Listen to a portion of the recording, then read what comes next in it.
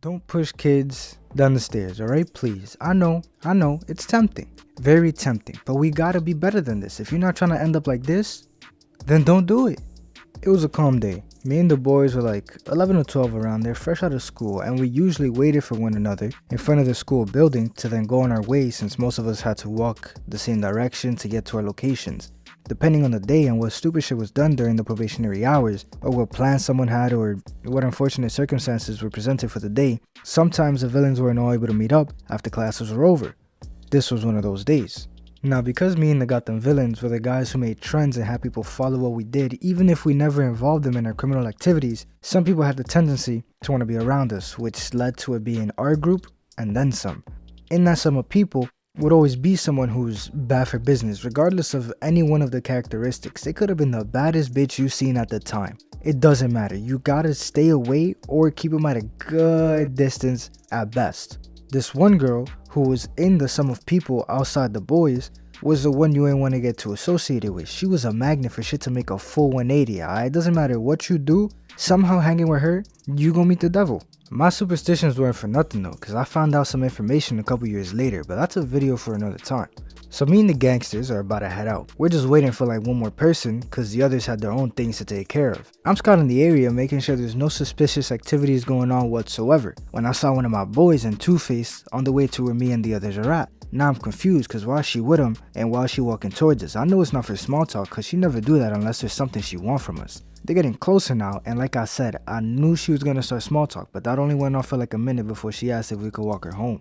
I mean, it's not an issue. I know me and the villains are villains, but we're not gonna let an innocent bystander go home alone, so yeah, why not? It was also on the way to where we had to go to anyway, so it ain't really matter. Now, on the way to her place, nothing happened. She just told us some stories, did her own thing, though the things she did speak about were a little over the top. She had some outrageous stories about some family members being a part of the gangsters, and not the nice ones. So I, being a mature villain, made sure to not trust anything she says and does, cause you learn from those around you.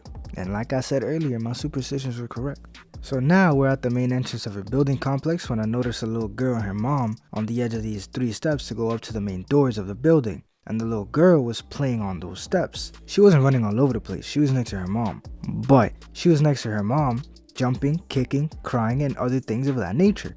So me and the villains took note of this and did some telepathy, cause after we said goodbye to the succubus, we did some random ass maneuvers so we could pass the woman and her child who was doing a little too much on those steps. We're not trying to get blamed if she ends up falling or something of that nature. We get to the corner of the block, then make a left. This is the most important part, alright? Listen, I'm usually consistently scouting the area, but when I was with the chameleon, I let my guard down and the area was no longer being scouted. So I know who was around us and staring at us a little too hard. I get it back though, so now we're halfway down the block and my spidey senses start tingling. I look behind me and see an anomaly of a human male turn the corner and start walking at an alarming rate towards me and the Ghostbusters. But since we're on the same street and everyone's always in a rush to get to places, I didn't want to judge the man based off appearances. I mean, maybe I'm bugging, we'll be alright. We're 3/4 of the block in and I'm still checking around us cause anything could happen and we might have to, hit the dash. I'm not trying to use one of the 9 lives just yet. So I started looking behind me again cause I'm still skeptical of the behemoth that's still behind us, who is now reaching the halfway point of the block. I'm starting to hit the panic button cause he's not slowing down and I can see him more clearly and he's clearly staring directly at me and the boys. I wasn't gonna let it slide though, so I turned to whoever was closest to me. Yo, I think we're being followed. He turns back, sees a guy, turns to me and says, nah, imagine. I'm panicking a little more now cause I know I'm not bugging. These are my boys and you'd think I trust their judgment since we've been together for a while, and I do. But if I can't calm down after being told that we're chilling, then something ain't right cause I see the Beast Titan and he's clearly locked onto his targets, and his targets was us. Now at this point, I've got hit with the option to choose fight or flight, alright? I'm either running and the others will follow, or I'm standing my ground and praying he doesn't throw rocks at us. In the split second I had to choose, I chose fight. Why? Cause if I ran with the assumption that he was in fact chasing after us and we get caught, cause I got asthma, I can't be running for too long or it's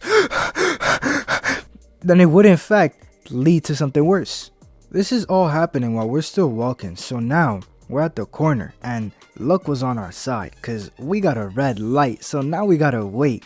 Who doesn't want to wait at a light when they potentially got someone chasing after them, right? I mean, nah, I gotta be bugging. Yo!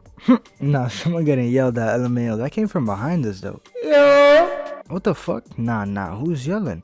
Oh shit, it's the anomaly. Wait, is he yelling at us? Nah, no way, but he's a little too close. Did y'all just come from back there? Yeah, what? Come with me. I mean, I don't think we got a choice, but alright. So after all this time, thinking to myself that I'm bugging, that I'm wrong, I was actually right. But what was the cost for this salvation? And why is it that for every 2 steps we take, new people are showing up out of nowhere asking the org, yo boss, everything good? And he don't respond. And why are they coming out with weapons? I knew we should have ran, bro. Oh, what's this? Isn't this the woman and her child?